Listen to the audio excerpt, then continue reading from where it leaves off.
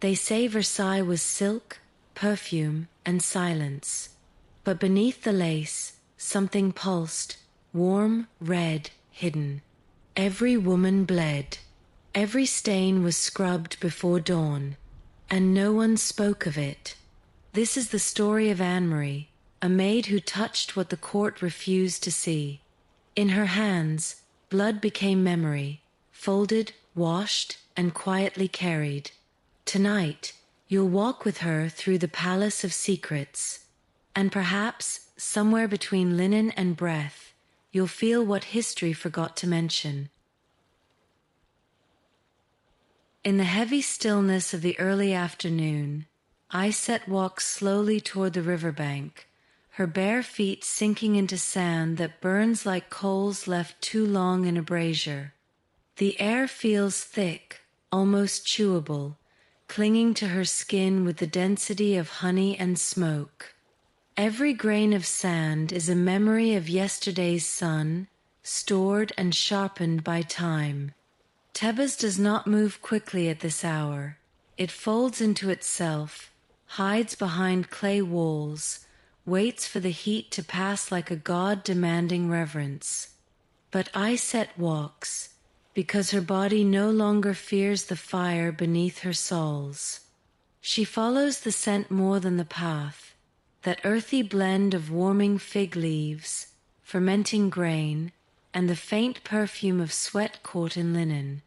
It rises from the ground and clings to her like a whisper she once knew.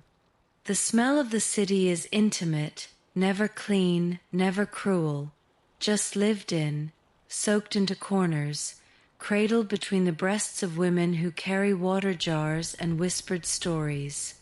The fragrance of this place does not ask to be noticed.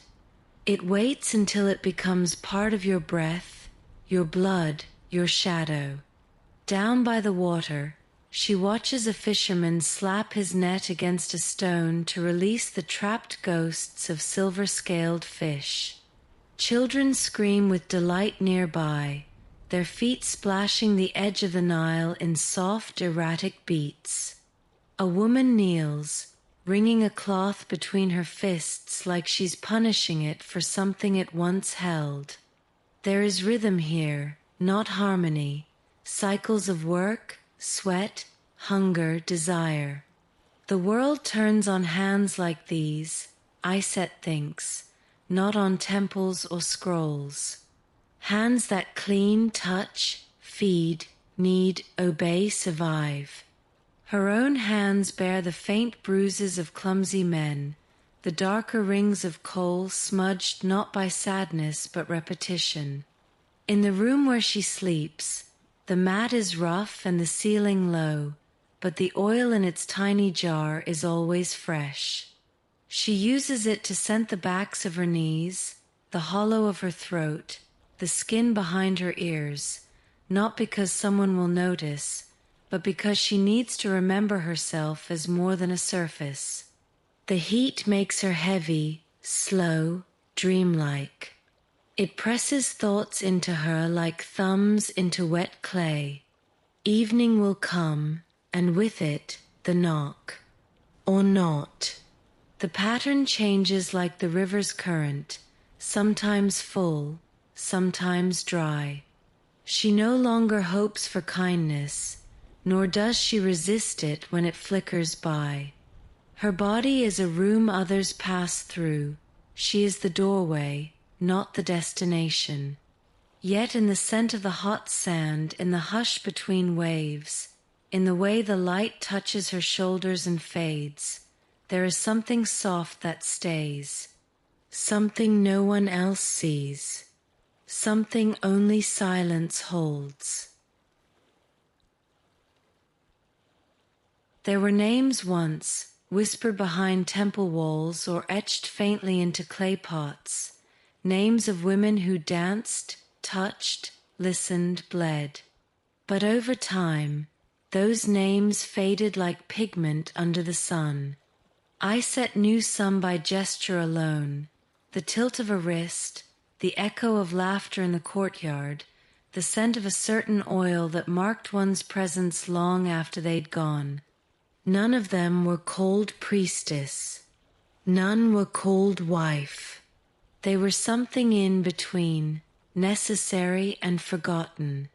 Some wore anklets that jingled softly as they walked. Others tied linen high across their thighs to suggest a story they wouldn't tell. There were women who leaned into shadows, letting the heat hide them, and others who stood boldly at doorways, framed by palm mats and incense smoke. Some had children they never named. Some buried them before dawn. Their lives did not follow lines. They spiraled, curved, overlapped like water in a broken bowl. Iset watched them all, learning in silence. Even among themselves, names were slippery. A woman might be called sister in the morning, beloved at night, stranger by the next moon. Relationships shifted with coin and circumstance. Friendship flickered in moments, a shared plum, a cloth passed down, a wound cleaned with gentle hands. No one asked where you came from. No one asked why you stayed. This was a place of presence, not explanation. You were what your body did, what your eyes endured, what your skin remembered. Sometimes men asked them who they were, not with words, but with their weight, their breath, their clumsy reverence. Iset had learned to answer without speaking. She became what they expected, not because she owed them, but because it was easier than being real. Realness was too fragile here. A woman who held on to herself too tightly would break. And so they softened, shifted, disappeared while still being touched. And still, there was power in not being named, in drifting between roles, between gazes, between truths. The women no one recorded in scrolls or carved into stone were the ones who shaped the nights. They fed longing, absorbed pain, stole silence. Iset felt this lineage in her bones, a history not written but breathed, worn, survived. A sacred anonymity passed down in whispers and salt, a knowledge older than the temples, and just as enduring. Before nightfall, Iset begins her preparation, not out of vanity, but out of rhythm, as natural as rinsing a cup or folding linen. She unrolls the thin strip of cloth that holds her oils, each sealed with a knot and a memory. Myrrh, dark and sticky, warms between her palms like blood from the earth. She presses it into her skin slowly, letting it seep into the places where breath lingers, wrists, chest, behind the knees. The scent is sharp, ancient, and strangely calming. The air thickens as dusk settles, and with it comes the need for ritual. She brushes powdered ochre over her collarbones, not to paint beauty, but to mask fatigue. There are men who believe this coloring means something divine. Iset lets them believe. The oil glistens under torchlight, makes her appear more flesh than woman, more illusion than presence. Her body is not hers in these moments. It becomes a signal, a surface, a story told in scent and shadow. She plaits her hair loosely, not for show, but to remember the woman who taught her how, an older dancer with rough hands and a laugh like burnt sugar. The gesture is sacred, even if forgotten.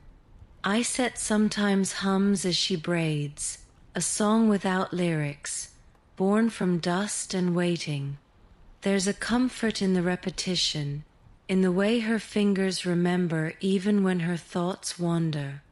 Her reflection in the polished bronze is not clear, but it's enough to remind her she exists. The room smells of myrrh now, mixed with the faint smoke from the street and the salt of her own skin. Outside, the city groans under the weight of its own heat, but inside, everything is still. There is no mirror large enough to show the whole of her, only fragments, an elbow, a jawline, the curve of a shoulder. That is how she knows herself, in pieces. And still she prepares, because the ritual holds her together when nothing else does. When she is ready, she sits near the doorway, arms resting on her knees, gaze fixed on nothing. The scent of myrrh clings to her like a memory or a warning. It says, "This body is practiced. This body is not new. This body carries 1,000 touches and still waits for more." The oil softens her skin, but not her story. That she keeps inside, beneath the fragrance, beneath the silence. They never knock softly. The door opens with the same sound, dry wood against stone, a sigh without apology. Iset doesn't look up immediately. She listens instead, for the weight of their step, the rustle of their robes, the way they breathe as they cross the threshold. Each man carries the desert with him, tracked in on sandals and skin. Their feet are always dusty. Their voices often cracked from drink or silence. Their hands, uncertain. Some bring offerings, coins, wine, bread still warm from someone else's labor. Others bring nothing but need. They do not all smell the same. Some reek of barley and sweat, others of sandalwood and power. Iset can tell a man's life by his scent. She knows who has horses, who has servants, who carries shame. Their stories unfold in how they sit, how they touch, how they avoid her eyes. There is no such thing as anonymity in a room this small. There are rules, unspoken and sharp-edged. Some want to speak first, to tell of wives they hate, of dreams they regret, of gods they no longer believe in. Others want silence, to pretend she is nothing but warmth and shape. Iset plays each role with the skill of a priestess and the detachment of a storm. She is not a lover. She is a mirror they do not want to see clearly. But they look anyway. Always they look. Not all of them are cruel. Some are clumsy, apologetic even, as if surprised by their own loneliness. One wept once, salt tears pooling near her ear. She did not ask why. She let the moment pass like incense, fragrant, fading, ungraspable. Compassion is a luxury here, offered only in slivers. Still, in the quiet after they leave, she sometimes wonders what kind of man would stay, if any would dare to. Afterward, she cleans the mat, folds the cloth, pours a thin trail of water over her hands. The dust remains, no matter how many times she scrubs. It lives in her skin now, in the lines of her palms, in the softness behind her knees. The men leave, but their footprints don't. They settle into the floor, the air, the corners of her breath.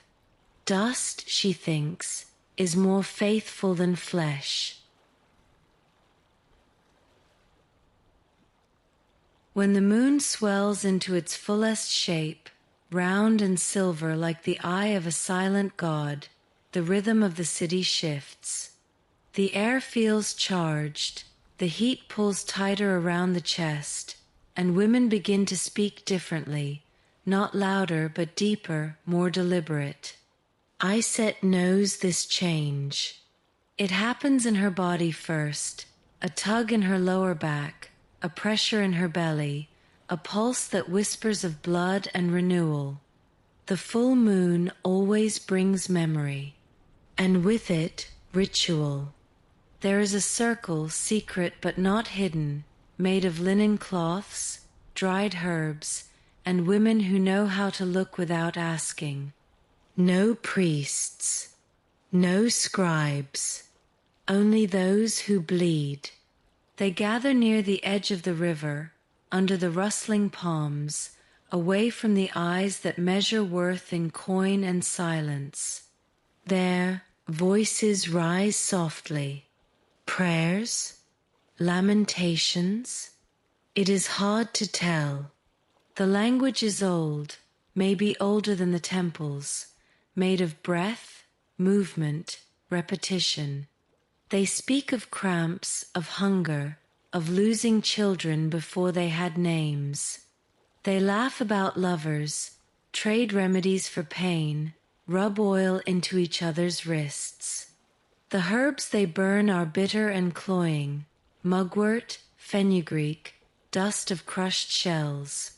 Iset once brought a fig soaked in wine, and an older woman touched her cheek and said she'd live long. That may have been a lie, or a spell. Here, the line between the two is thin. It is not always safe to bleed. Some men fear it, think it curses the sheets, sours the milk, draws snakes from the earth. Iset has heard these fears whispered through cracked lips. But in the circle, bleeding is power. It marks time. It connects them to each other in a rhythm not ruled by market or temple. It is the one thing their bodies do that is wholly theirs, not requested, not bargained for, simply present. When the circle disperses, they do not say goodbye. They leave in silence, palms dusted with ash, lips pressed tight. Iset walks home with a leaf tucked into her waistband, a charm, a promise, a secret. She feels lighter, as if her bones have been realigned. The moon watches her, still full, still bright. It sees everything, and says nothing. There are places you perfume when you want to be remembered, and places you perfume when you want to be obeyed. Iset learned early that scent is not decoration, it is instruction, a language without grammar, but with precision. She never places oil on her neck. That is too expected, too visible, too easy. Instead, she anoints the backs of her knees, the bend of her elbow, the hollow just below her ribs. Places touched only by those who linger. Some oils attract, others warn. There is one made of crushed lotus and resin that makes men lean closer without knowing why. Another, thick and dark like molasses, slows the heart. Iset mixes them carefully, not to please, but to control. The art of her body is not in how it looks.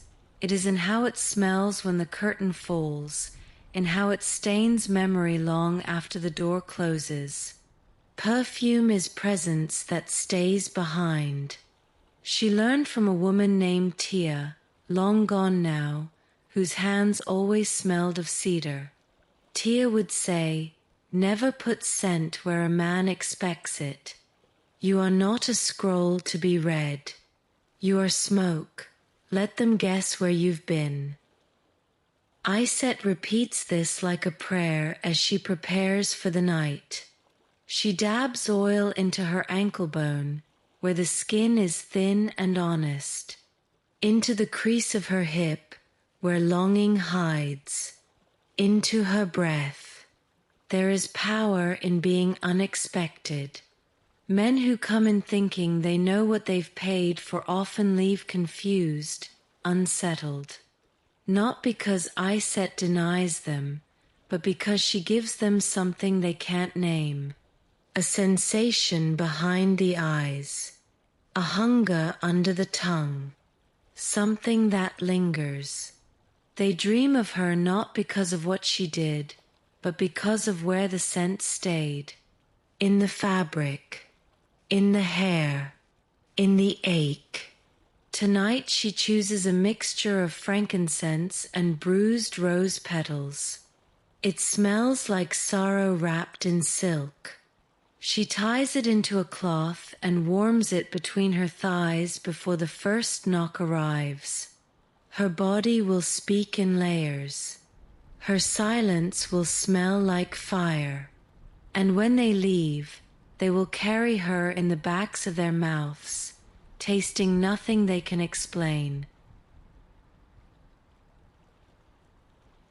The walls are thick, not to keep out danger, but to keep in the heat, and the sounds. Inside these mud brick houses, silence is not empty. It's shaped by the things that should not be heard, the rustle of linen being lifted, the sigh that escapes too soon, the small gasp that wants to be forgotten. Iset has lived in these silences most of her life.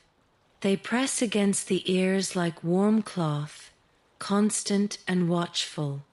Voices outside are filtered into murmurs, as if the air itself is too tired to carry them fully.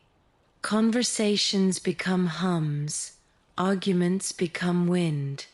But inside, every creak of the floor, every shift of weight on the mat, is amplified. That is why movements are small, deliberate. A cup is placed down, not dropped. A laugh is stifled. Even breath is taken carefully, not to wake the memory of someone no longer there. In the dark, silence becomes shape. Iset often imagines the outlines of the others who lived here before, a girl who hid her child in the reeds, a boy who carved prayers into the wall with a bone. These houses hold more than bodies. They hold echoes, not loud ones, but insistent. She sometimes thinks she hears footsteps that are not hers, or whispers from corners too small to hide a mouth. The silence holds secrets she does not dare unravel. Yet there is safety here too, a kind of agreement. As long as you don't speak certain truths aloud, they remain harmless. Pain loses sharpness when kept inside. Loneliness feels gentler when not named. Iset lies on her mat, staring at the ceiling's cracks, following their paths like river branches. She does not cry. She listens to the silence, to the breathing of the house, to the soft, steady pulse of stillness. She knows that when dawn comes, voices will return, water will boil, cloth will flap in the breeze. But for now, the silence is hers, not imposed, not fearful, just full as the moon, as full as the scent of oil on skin, as full as a woman who waits and remembers and endures. It happens just once, but once is enough. Iset rolls her mat back one morning and finds it small, dark, still. A scorpion, curled like a secret, its tail arched in silent warning. She does not scream. Instead, she watches it, heart thudding slow and deep, as if her body knows this danger better than her mind. Scorpions are common, but never casual. In a world full of men, it is strange that such a small thing could feel more honest in its threat. She coaxes it into a bowl with a piece of broken reed, every movement calculated, deliberate. No sudden gestures. The way one handles fear can be more revealing than the fear itself. The creature's movements are slow, almost regal. Iset wonders if it too waits for warmth, for quiet, for flesh. In that moment, she does not hate it. She almost understands it, all black exoskeleton and sharp precision, moving only when necessary. That night, she dreams of it crawling up her spine, nestling between her shoulder blades like a second thought. In the dream, it speaks with the voice of an old lover, tells her not to fear what sleeps in darkness. She wakes before dawn, the scent of dust thick in her nose, her back slick with sweat. The mat feels colder now. Trust has been bitten at its edges. The women say scorpions are omens, that they come when something inside is not being listened to. Iset doesn't believe in everything, but she believes in timing, and in symbols, and in the ache that sometimes spreads without cause. Perhaps the scorpion came to remind her that her skin, like her space, is not entirely hers. That danger doesn't always knock. Sometimes it waits quietly, beneath where you sleep. She sets the bowl near the river and watches the scorpion crawl out and vanish into the reeds. There is a quiet respect between them, two creatures shaped by heat, by silence, by survival. It does not sting her. That is enough for now. Above the roof of her home, the stars begin to gather like salt thrown across a black cloth. Somewhere behind them, the gods are said to live, judging, listening, weighing hearts against feathers. Iset has heard the stories since she was small, fed in pieces like dates handed from a stranger's palm. Mot, the balance, the order of things. Thoth with his ibis head and endless scrolls. Gods with the heads of falcons, cats, jackals, each watching, always watching. But what does a god see when they look down? The city glows with fire pits, sweat, and need. People kneel, not always in prayer. They lie, not always in rest. Iset wonders if the gods see the difference, or if, from above, all human gestures blur into the same flickering shapes.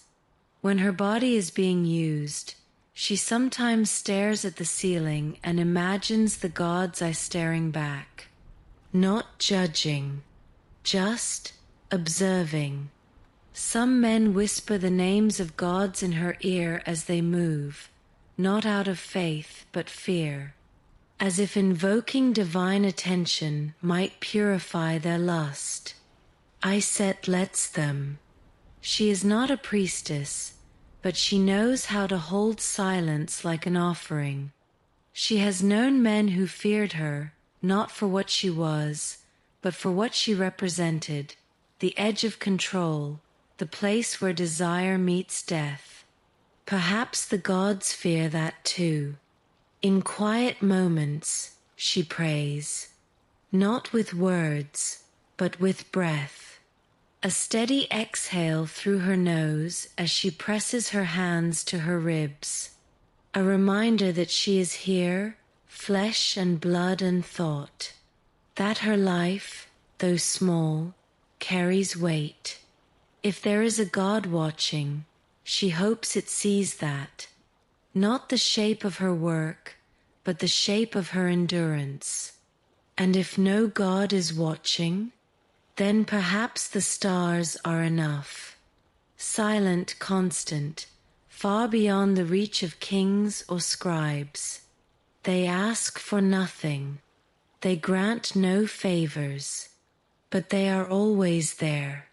Sometimes Iset thinks that's all anyone needs.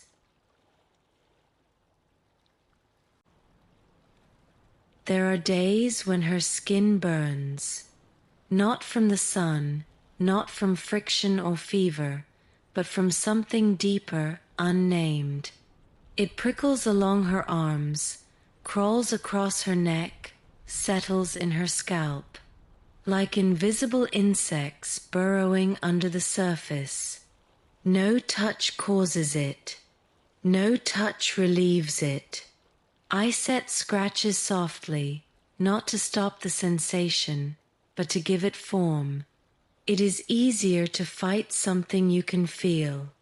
The women whisper about curses, about heat trapped under the skin, memories stored in the flesh like clay waiting to be fired.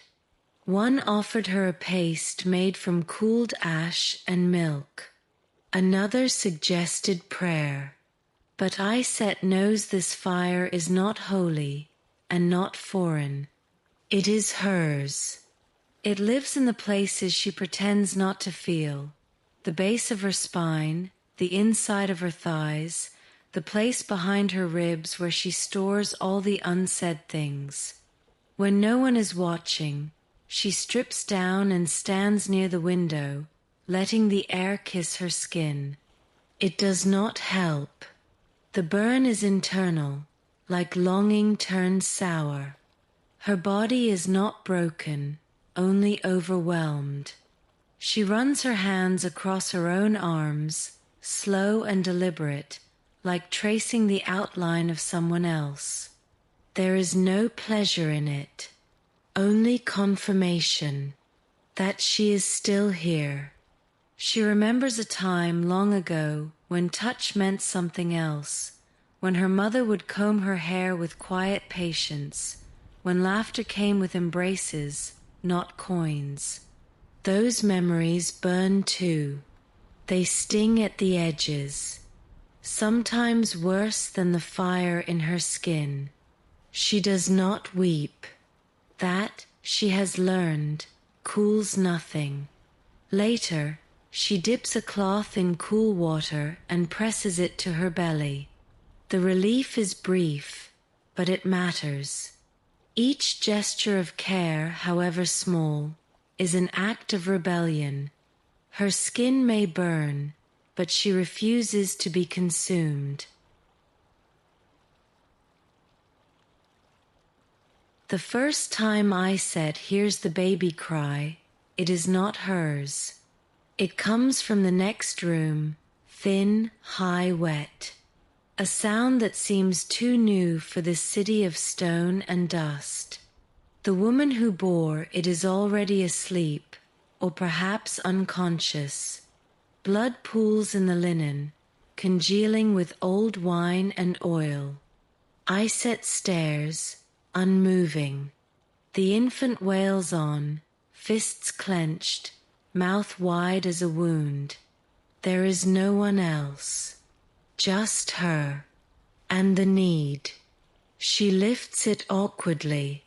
The weight surprises her, not heavy, but final, as if holding it means crossing a line she didn't agree to. The baby's mouth roots against her collarbone, seeking something she cannot give. Iset feels her chest tighten, a dull ache that mimics hunger.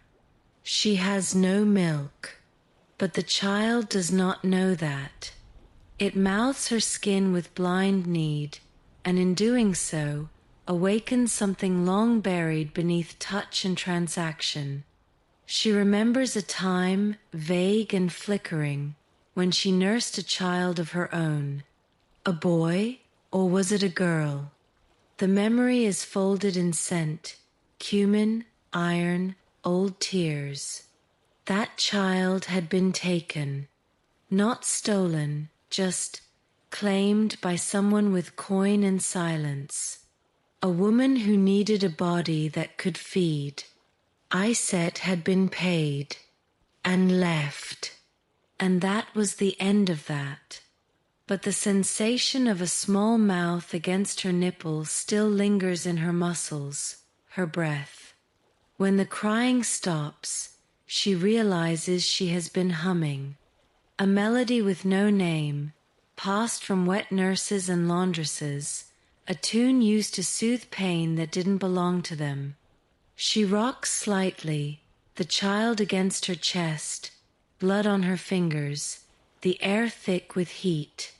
In this moment, she is not a woman of pleasure or service or shadow. She is simply a vessel, warm and beating, holding life. She passes the child to another, one who can feed, one with milk that still flows. But for hours after, her skin tingles where that mouth had searched, and in her sleep she dreams of a baby, faceless, hungry, whispering. When she wakes, there's a wetness on her breast that isn't sweat. Perhaps it is memory, or perhaps her body, too, remembers what it means to be asked for something sacred. Not all houses are the same. Some have charms above the lintel, cowrie shells, feathers, knots of hair. Others are marked in a more deliberate way. A slash of red dye, two symbols painted by hand. One curves like a fishhook. The other is sharp, like a spear turned sideways. Iset sees them often, notices them even when she tries not to. These are not marks of welcome. They are warnings, permissions, codes. The symbols mean this: women inside, for pleasure, for ritual, for forgetting, a place where men go to lose themselves and women learn how to be nothing at all. Iset's own door once bore the mark. Now it is faded, scrubbed half away by years of wind and water. But still, those who know how to look can see it, like a scar or a memory. She does not repaint it, but she does not hide it either. Some truths cannot be washed off. Children are told not to enter these homes. Mothers walk their daughters on the other side of the street. Priests pretend not to see them. Yet at night, footsteps gather outside, hesitant, urgent, rehearsed. The door is knocked with two fingers, always. Never a fist. Never the knuckles. It is a tap that says, I know, I need, I won't stay. And the door opens, not with welcome, but with understanding. Once she asked a man why he came. He said nothing, just stared at the mark on the wall, as if it explained everything, as if it absolved him. She realized then that the symbol was not just for those who entered, but for those who lived inside. It reminded them what they were, or what they were not. A woman marked becomes something other. Not wife, not mother, just function. A place where other people's needs happen. And yet, Iset sometimes wonders, who drew the first of those marks? Was it a man claiming space? Or a woman naming her own door? In her quietest moments, she dreams of painting her door again, but with different symbols. Ones that speak not of use, but of story. Not of access, but of history. She has not done it yet, but the thought lingers, like pigment on the tips of her fingers. She arrives like a shadow in silk, older, taller, carrying the scent of dates and burnt incense. No one knows her name. They call her Lady with a mix of awe and wariness. Her hair is braided in a way that no wife would dare, looped high like the goddess Hathor, laced with beads shaped like eyes.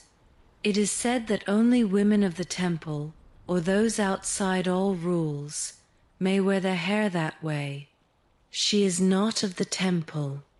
The first time Iset sees her, the woman is reclining on a cushion, watching everything with a gaze that pierces and floats.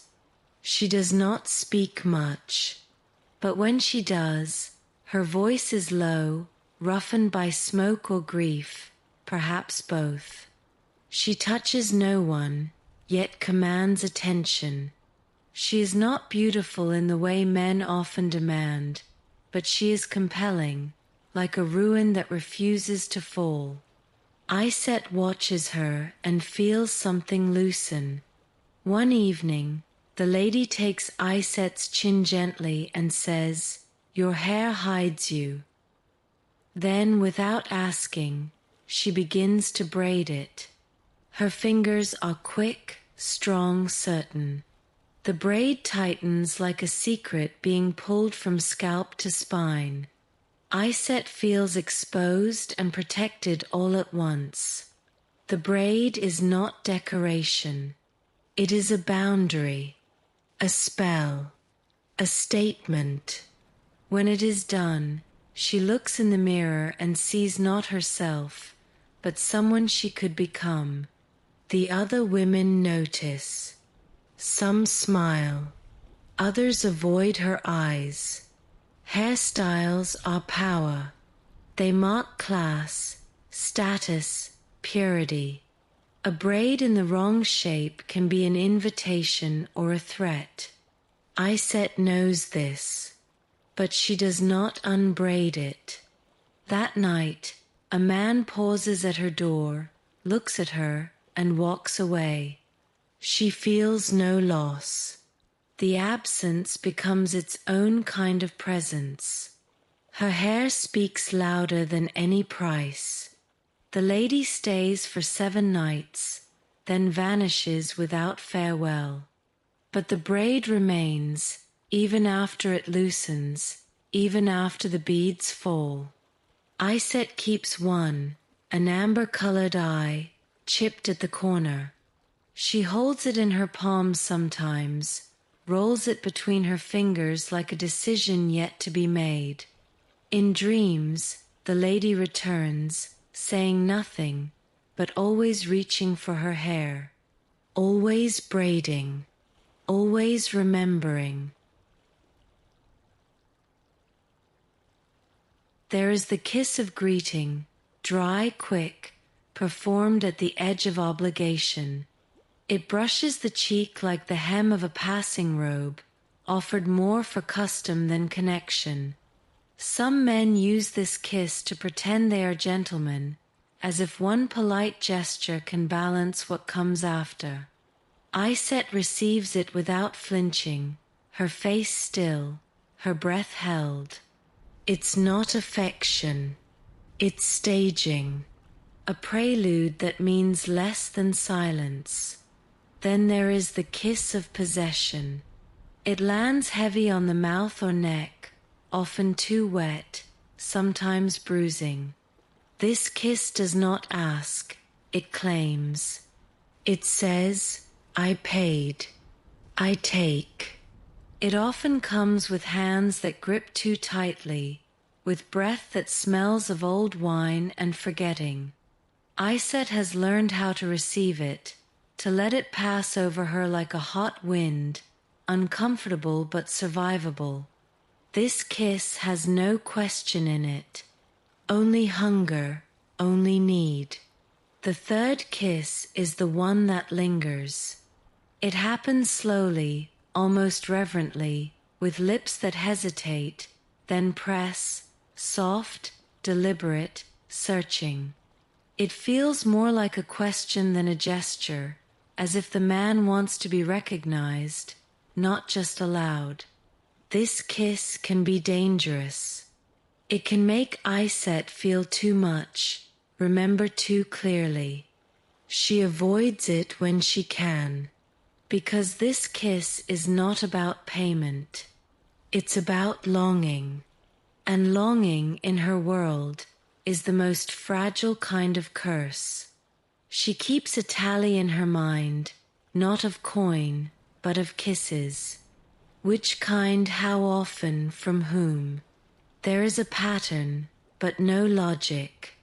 A poor man may kiss with tenderness. A nobleman may not kiss at all. The body does not always map to the heart. And Iset knows, love does not live here. Not in her room. Not in these touches. The idea of it is too sharp, too luxurious. Like silk given to someone who wears only rope. Sometimes, late at night, she touches her own lips with the back of her hand, wondering what her mouth has memorized. The weight of kisses that were never hers. The ghost of gestures that meant nothing. She does not weep, but she does dream. And in those dreams, someone kisses her without purpose, without urgency. A kiss that says nothing. A kiss that asks nothing. A kiss that simply is.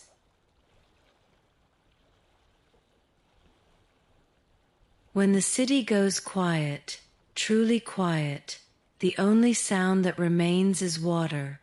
It moves without effort, lapping against stones, slipping between reeds, running under doorways like a whisper with nowhere to go. Iset sits near the river when she can, toes barely brushing the current, spine curved in surrender. She does not pray. She listens. The Nile speaks a language older than the gods, and it never lies. In these moments, time softens. The weight of the day, the bodies, the sweat, the repetition, dissolves into the flow.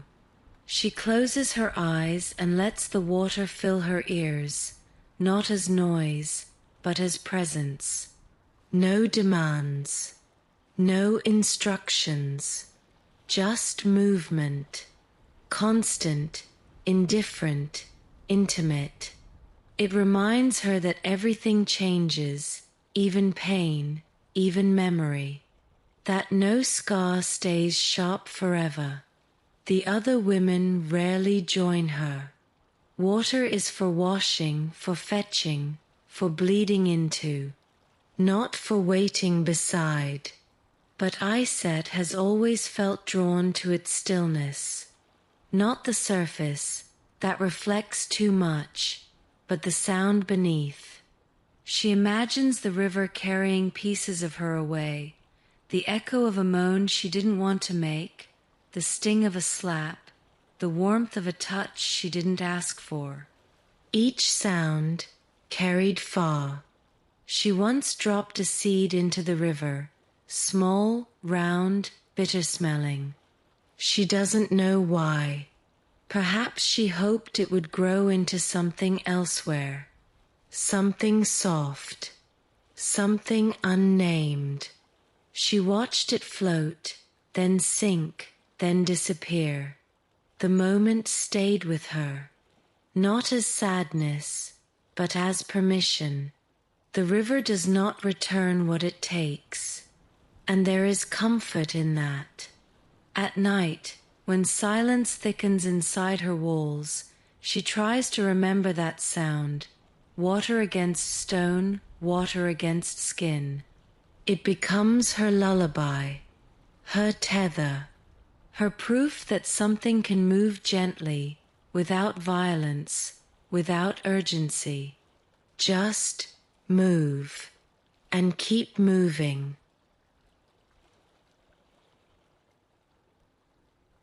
Payment never comes clean. It arrives folded into cloth, tucked under jars, slipped into sandals, rarely handed directly, as if the transaction, though agreed upon, is too intimate to touch. Iset finds coins under her mat, pressed against warm clay, or wrapped in bits of wool scented with skin. The gesture is not generosity, it's a performance. A man pretending this is not what it is. The wool is often frayed coarse, dyed with crushed berries or mud. Sometimes it carries the faintest scent, musk, smoke, wine. Iset always notices. These small details tell her more than the coin itself. Who left it? How fast they dressed? Whether they felt shame or pride or nothing at all. The wool becomes a language, and the coin, a punctuation mark, full stop or question. Not all coins are the same. Some are heavy, shiny, freshly minted. Others are chipped, worn smooth by too many hands. Iset keeps them in a small jar near her window, buried under dried lavender. She tells herself it's to mask the metal scent, but really it's to soften the sound, that cold clink that reminds her she is measured in weight, in worth, in numbers she does not choose. Once, a man gave her a coin wrapped in silk. She stared at it for a long time, not because it was rare, but because it felt wrong. Too soft, too careful. She never spent it, still hasn't. It sits alone, separate from the others, not because it means more, but because it doesn't fit. A gesture out of place, like a kiss meant for someone else's mouth. Each morning, she unwraps what was left. She counts it slowly, not with greed, but with recognition. This is the price of silence, of presence, of being a room others pass through. The wool, once emptied, is saved, folded, tucked away, because even the wrapping holds memory. And memory, like coin, is always heavier than it looks. The soap is dark and heavy, hardened from time and use, its edges chipped like an old tooth. Iset keeps it in a clay dish near the water jar, protected from rats and dust. It doesn't carry the sweetness of perfume or the softness of luxury. It smells of charred olive pits, bitter oil, and something almost metallic, like forgotten coins or blood left too long in the sun. The scent repels, but the touch cleans. That is enough. Every night, after the men leave or don't, she crouches over the basin, folds of linen gathered at her knees, hands already working. The soap resists at first, needing heat, friction, pressure. She rubs harder until it foams, not white, but gray, tinged with ash and memory. The bubbles cling to her skin with an urgency that feels almost desperate. They do not soothe, they strip. She wants that. She begins with her arms, always the arms, where the most fingerprints stay. Then the chest, the neck, the thighs. She scrubs as if she is trying to unmake the day, to send it down the drain with the silence and the sweat. Her skin reddens under the pressure. Her breath grows short. There is no gentleness in this cleansing. It is a task, a ritual, a kind of mourning. Some women use fragrant oils after, soft as honey, thick as wine. Iset does not. The soap leaves her dry, but it also leaves her untouched. The scent of ash lingers under her nails. She prefers this. It makes her body less inviting, more her own. She doesn't want to be beautiful. She wants to be clean, not clean like a virgin, not clean like a prayer, but clean like a room no one has entered. Sometimes she does it twice, not because she is dirtier, but because the first time does not feel like enough. She fears not what remains on her skin, but what sinks into the bones. The look, the weight, the words not spoken but pressed into her like thumbprints in clay. The soap cannot reach that far. Still she tries. When she pours the water out, it ripples darkly, then disappears into the cracks behind her house. She watches it vanish, imagining the day vanishing with it. The shame, the noise, the ache in her lower back. Then she dries herself with a linen so worn it feels like air, wraps it tight across her chest, and sits in silence. Her body tingles, not from pleasure, from removal, from absence, a kind of quiet. And still beneath the sting, beneath the drying skin, there is a pulse. She is alive. She is clean. And tomorrow the soap will be waiting. It arrives like mist, no beginning, no logic, only sensation. In the dream, Iset dances alone, barefoot on warm stone, surrounded by moonlight and fig trees in bloom. There are no watchers, no men, no coin, only her breath, her movement, her laughter. It is a laughter she does not recognize, light and careless, unburdened by memory. Her body bends, twirls, reaches, not to please but to exist. The world around her is still, yet alive. The trees shimmer with dew. The wind smells of honey and ash. There is music, but it does not come from an instrument. It rises from the ground, the stars, the bones of the air. A rhythm older than language, older than labor. Her feet remember it before her mind does. Each step writes something only the soul can read. In the dream, her hair is loose, black as oil, flowing behind her like a shadow unchained. Her skin glows, not with ornament, but with warmth. The kind of warmth that comes from being untouched, unclaimed. A warmth she had not felt in waking life since girlhood, since before the first man took something he didn't earn.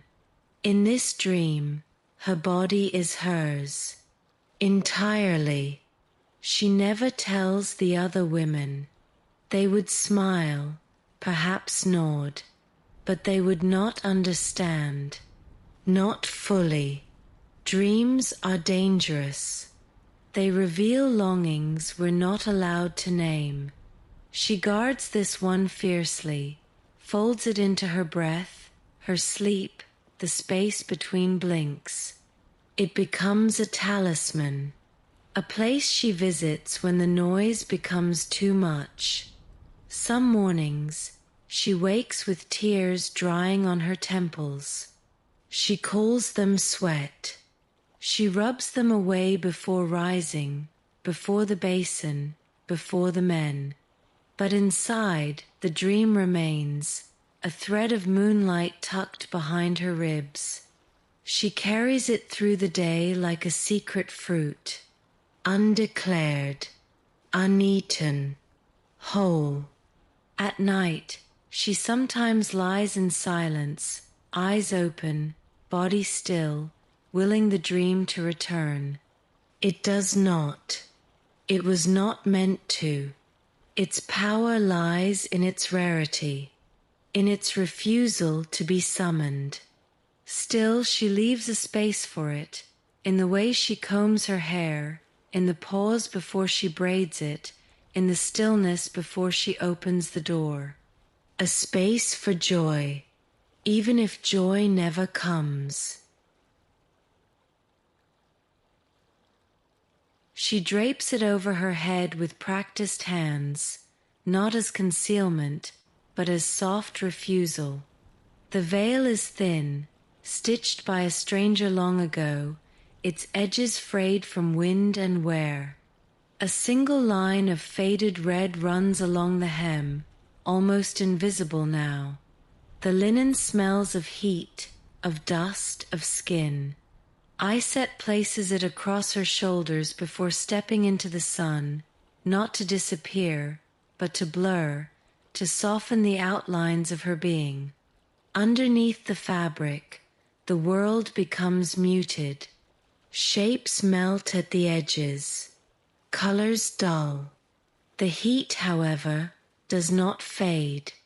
It pierces the veil like light through skin, warming her scalp until it reddens, stings. The linen was never meant for protection. It was meant for signal. It says, "Do not approach," or perhaps, "Approach with care." She doesn't know anymore, but the veil speaks even when she cannot. Men look. They always do, but the veil gives them pause. It shifts their gaze, delays their steps. Children, too, watch her from corners, some with fear, some with longing. A woman veiled in light and silence becomes something else. Not sacred, not shameful, simply untouchable for a moment. Iset cherishes that moment, brief as it is. A pause in the hunger of eyes. She remembers the first time she wore it, a gift from a woman who once held her when the fever took her voice.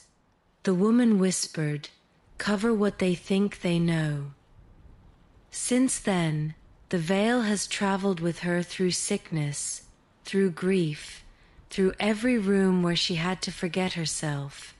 It has soaked up tears, sweat, semen, blood, and still she wears it, because it remembers, and because it forgets.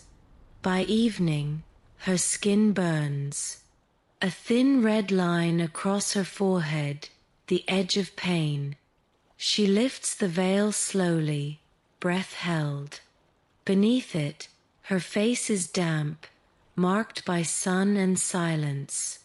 She touches the sore skin and smiles, faintly. Not from pleasure, but from recognition. The veil failed to shield her, but it gave her space. And in this world, space is the closest thing to mercy. She hangs it by the window, lets the night wind pass through it. The linen flutters like breath, like wings, like something that once lived.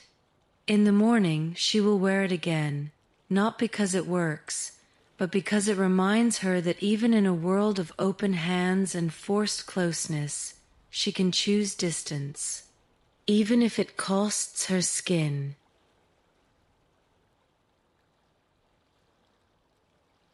At dawn, the temple is still, not silent.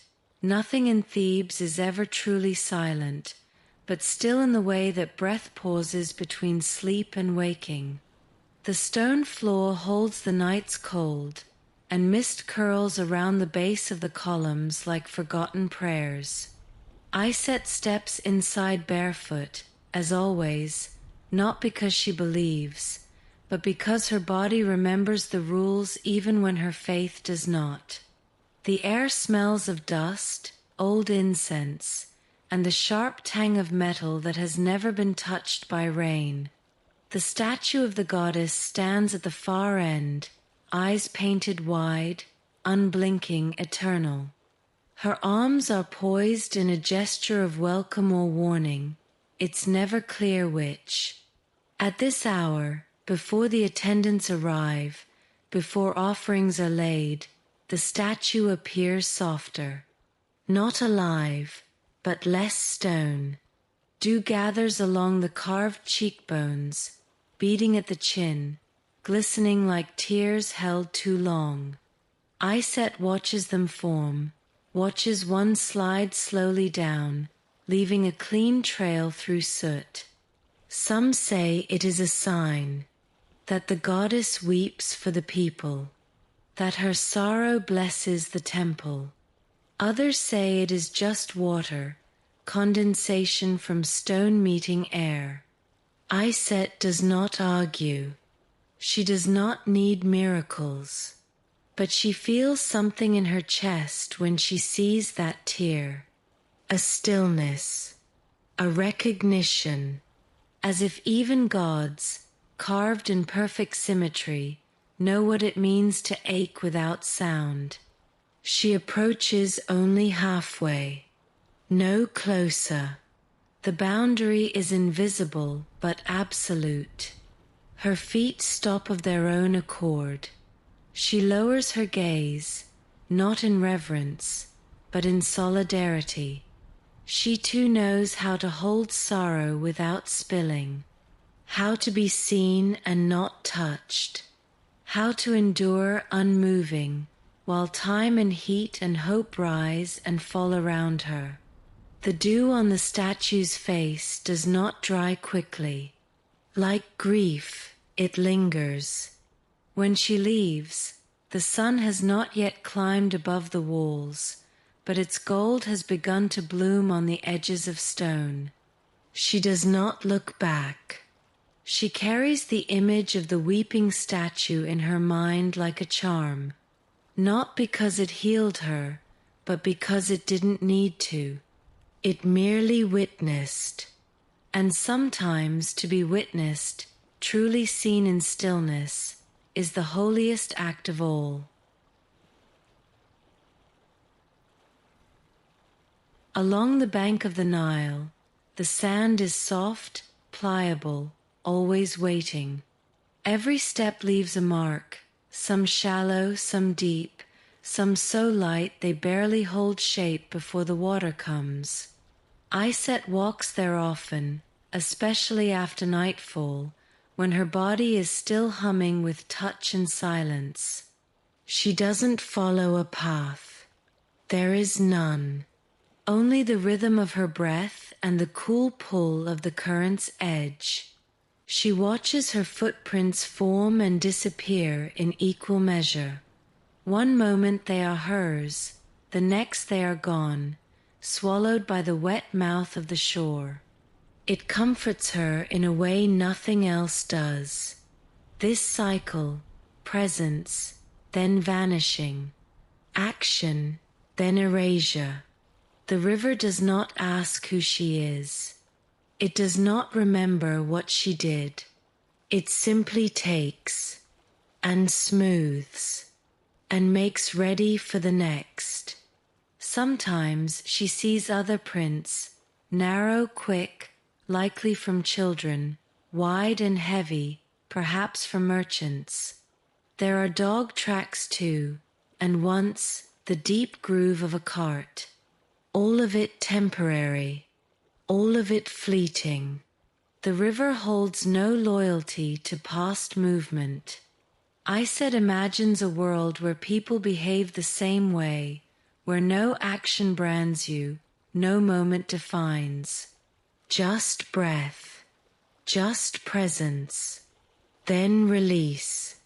She kneels once, pressing her palms into the sand beside her own footprints.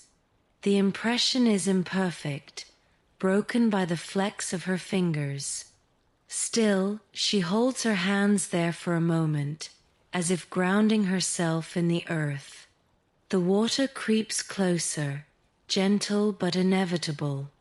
It washes over one print, then the next, then the curve of her wrist. She doesn't move. She lets the river claim them all. Later, when she returns home, she carries no trace of that walk. Not on her skin, not on her clothes, but inside, in her chest, behind her eyes, she feels lighter, as if she, too, was briefly unmarked, briefly unseen, briefly made new. In a low stone chamber behind the temple, where tourists and priests seldom go, rests the skeleton. It lies on linen, yellowed with time, its jaws propped open slightly as if in mid-snarl. A crocodile, once sacred, once feared, now clean and still. Iset first saw it as a child, brought by a woman who whispered that it had eaten hearts once, hearts of the guilty or the brave. She never forgot that image. The bones are smooth now, worn soft by centuries. No flesh, no smell, only form. But the shape is unmistakable, long, brutal, ancient.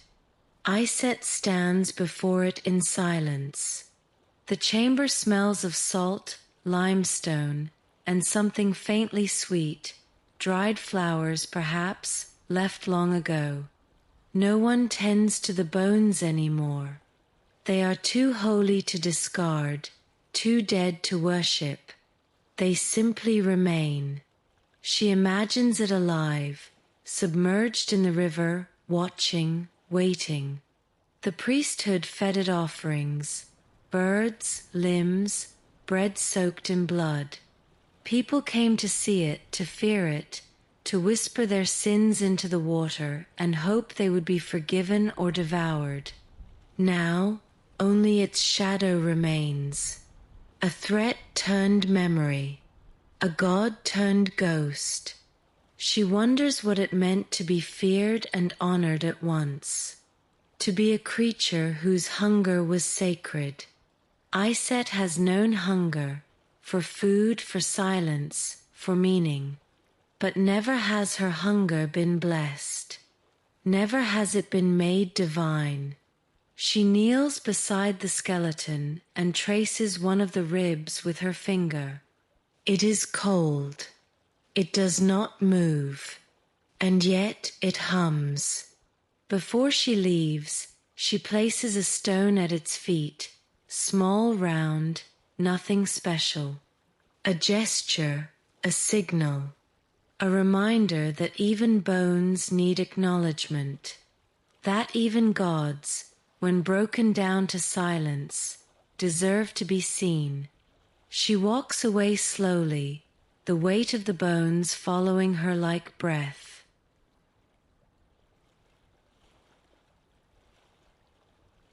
The jar is small, made of black clay, its mouth sealed with wax and linen.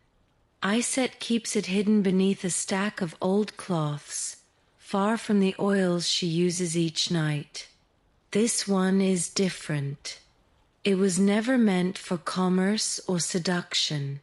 It was given to her by a woman long gone, a healer, a midwife, or something in between, with the words, "Only when you're ready to end something." For years, Iset never touched it.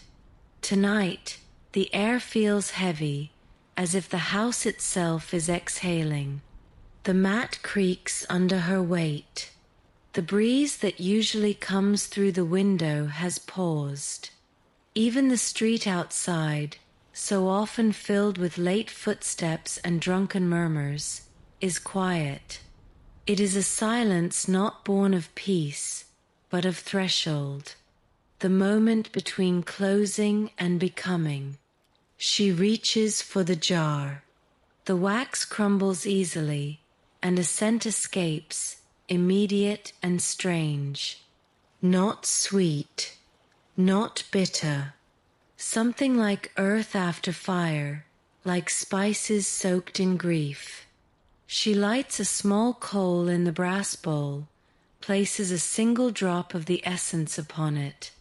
Smoke curls up slowly, not in spirals, but in ribbons dark and curling, clinging to the low ceiling like a thought half-formed. It doesn't mask the room. It transforms it. As the scent thickens, she feels her breath slow. Her fingers loosen their grip on the cloth in her lap. Her shoulders sink into themselves. The essence doesn't remind her of anyone. It reminds her of absence, of moments left behind, of rooms emptied. It smells like endings, not tragic ones, just final. Like a door that closes softly, like a song that fades before its last note. She sits with it until the smoke thins, until the coal dims to grey. She does not cry. She does not name what has ended. But when she wraps the empty jar in linen and tucks it back beneath the cloths, she knows something is different. Something has been burned, and whatever it was, it will not return. She finds it by accident, a scrap of old papyrus used to line a drawer. The ink is faded, but the lines are still visible, a small figure sketched with care, surrounded by glyphs that name no titles, no family, no man. Just one phrase, repeated 3 times. She cannot read all of it, but she recognizes the first symbol, woman, and the next, voice. The rest is guesswork, but the image speaks without translation. The figure drawn is not beautiful in the formal way, not a goddess, not a queen. She has soft shoulders, bare feet, her arms folded over her chest in a gesture of sleep or sorrow. Around her are symbols of daily life, a jar, a piece of bread, a mirror without reflection. Iset runs her fingers along the rough edge of the papyrus, careful not to tear it. She has seen many records, of kings, of battles, of laws. Never one like this. She asks the scribe who owns the room what it is. He shrugs, says it was part of a bundle, probably copied from a temple ledger, nothing important. He offers it to her without care. She takes it, folds it gently, places it beneath her wrap like a talisman. The woman on the page has no name, no legacy. And yet, someone drew her. Someone made space for her body, her presence, her silence. That night, Iset unrolls the scrap again, places it on her mat, stares at it as if it were a mirror. She does not imagine herself as the figure. She does not need to. The connection is not metaphor. It is memory, a recognition passed across time. She whispers to the figure, "I see you." She does not expect an answer, but the stillness in the room grows warmer. Before sleeping, she folds the papyrus once more and slips it beneath her pillow, not to dream of it, but to give it rest. After all these years, after all those hands, this woman, this unnamed witness, deserves to sleep. The city is still, not from fear, not from exhaustion, from surrender. The stars have begun to fade, their light overtaken by the pale breath of approaching dawn. The air cools slightly, brushing over Iset's arms with the gentleness of something remembered. She lies on her mat, eyes open, watching the thin blue glow stretch across the wall. This is not sleep. Not yet. This is the moment before. Her body is sore, but quiet. Her hands rest over her belly, empty. The weight of the night, its sweat, its voices, its breath on her skin, has lifted. What remains is a kind of transparency. She feels less solid, as if her bones have turned to sand, her chest to dust. This is not death. It is something softer, something without fear. She thinks of nothing in particular. Not the men, not the soap, not the veil, not even the river. Just space. A blankness not empty, but ready. Her breath slows until it becomes background. Her thoughts stop reaching. Her name, if spoken now, would drift past her like mist. She is not gone, but she is no longer holding. A bird cries somewhere beyond the rooftops. A dog shifts in sleep. The city begins its low, ancient hum, but it cannot touch her yet. The world may rise. The carts may creak. The market may wake. But Iset is already slipping beneath sound, beneath sight, into the warmth behind her ribs, the silence behind her eyes. And as the first light touches her face, she does not rise. She does not think. She does not remember. She sleeps, not to escape, not to forget, but because sleep is the only place left where no one follows, not even herself. The room is dark now. The oil has cooled. The footprints are gone. Iset does not speak. She does not dream. She rests, like the river when the moon leaves it alone. And if something of her still lingers, it's not her name, or her scent, or her voice. It's the silence she knew how to keep.